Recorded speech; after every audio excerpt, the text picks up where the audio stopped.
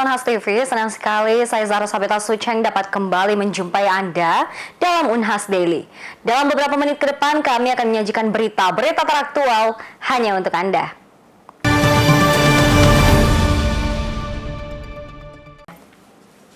Pemirsa, Kapolda Sulawesi Selatan Inspektur Jenderal Polisi Dr. Andes Rusdi Hartono MSI tegas menyebut anak panah atau yang populer disebut busur sebagai senjata tajam. Ini membuka peluang penerapan undang-undang darurat bagi mereka yang membawa anak panah sebagai tindakan tegas terhadap maraknya kasus pembusuran. Kepolisian Daerah Sulawesi Selatan, Polda Sulsel bersama Kejaksaan dan Hakim telah mencapai kesepakatan jika anak panah atau yang populer disebut busur dapat dikategorikan sebagai senjata tajam. Ketegasan ini disampaikan oleh Kapolda Sulsel, Irjen Pol Dr. Andes Rusdi Hartono MSI. Sebagai langkah tegas dalam menanggulangi maraknya kasus pembusuran di Kota Makassar dan Sulawesi Selatan. Kapolda Sulsel menjelaskan kepada Unhas TV jika pihaknya telah melakukan koordinasi terkait criminal justice system dengan jaksa dan hakim. Dan ketiganya telah sepakat bahwa anak panah dapat dikategorikan sebagai senjata tajam. Sehingga kepada mereka yang membawa anak panah dapat dikenakan undang-undang darurat. Saya tadi sudah bagaimana berkoordinasi di dalam criminal justice system. Jaksa dan hakim sudah sepakat bahwa busur itu bisa dikategorikan sebagai senjata tajam. Itu bisa kita kenakan undang-undang darurat apabila membawa tidak sesuai dengan profesi atau pekerjaannya. Ini bisa menyalahgunakan daripada peralatan itu sendiri. Ini kita lakukan patroli terutama di lorong-lorong ketika ditemukan ada kelompok-kelompok tertentu sedang mencurigai melakukan tindakan-tindakan seperti itu, kita lakukan pemeriksaan.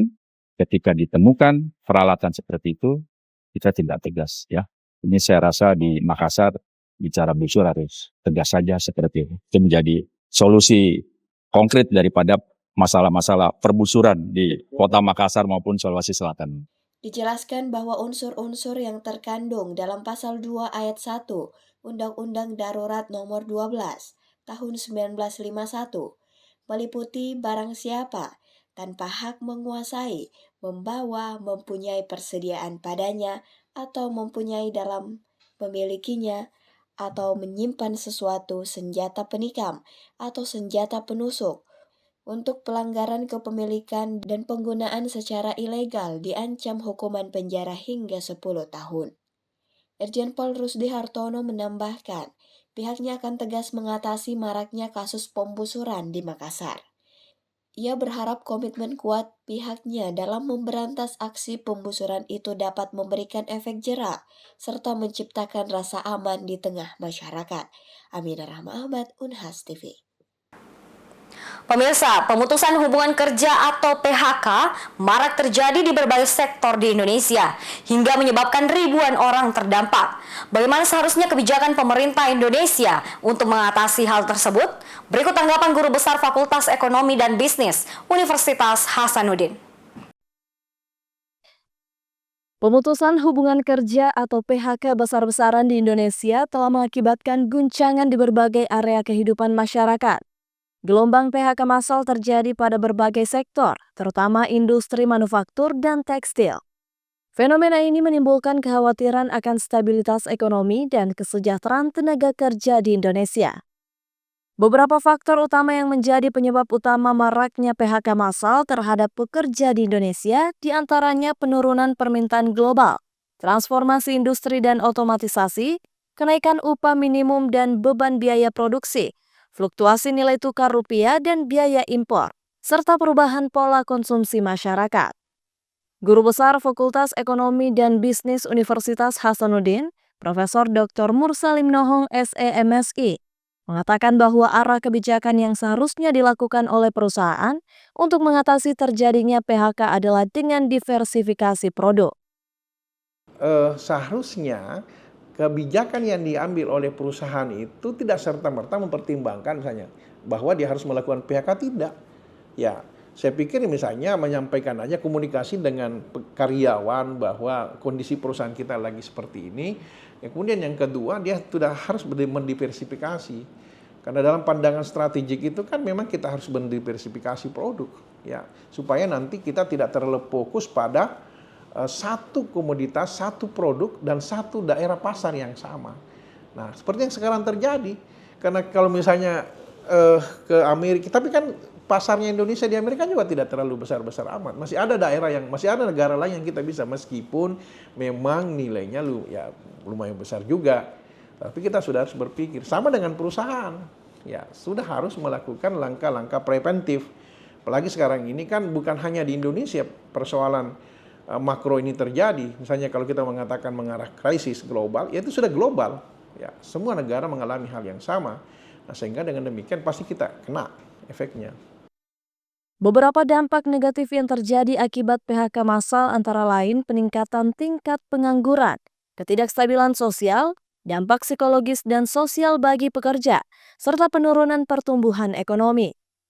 Lebih lanjut, Prof. Mursalim menambahkan jika pemerintah Indonesia juga harus mengambil langkah atau kebijakan dengan memberikan bantuan kepada karyawan yang terkena PHK dan berkoordinasi dengan para pelaku bisnis. Pemerintah ya memang harus punya kebijakan untuk kalau misalnya paling tidak memberikan katakanlah misalnya memberikan skim bantuan bagi mereka karyawan-karyawan yang terkena PHK sampai kemudian mereka mendapatkan pekerjaan yang baru. Karena kalau sudah terjadi PHK ya mau tidak mau, jadi memberikan kebijakan ataukah misalnya bisa berbantuan keuangan untuk sampai kemudian mereka bekerja. Dan saya kira ini kebijakan pernah dilakukan oleh pemerintah. Yang kedua adalah pemerintah juga sebelum terjadi PHK harus berkoordinasi, berkomunikasi dengan para pelaku-pelaku bisnis yang ada di industri di Indonesia. Bagaimana dalam proses memperlakukan karyawan ini di dalam satu perusahaan. Gelombang PHK menjadi tantangan besar bagi dunia kerja di Indonesia. Langkah cepat dan strategis dari pemerintah, dunia usaha serta tenaga kerja sendiri sangat diperlukan agar dampak buruknya bisa diminimalkan. Muhammad Syaiful, Unhas TV.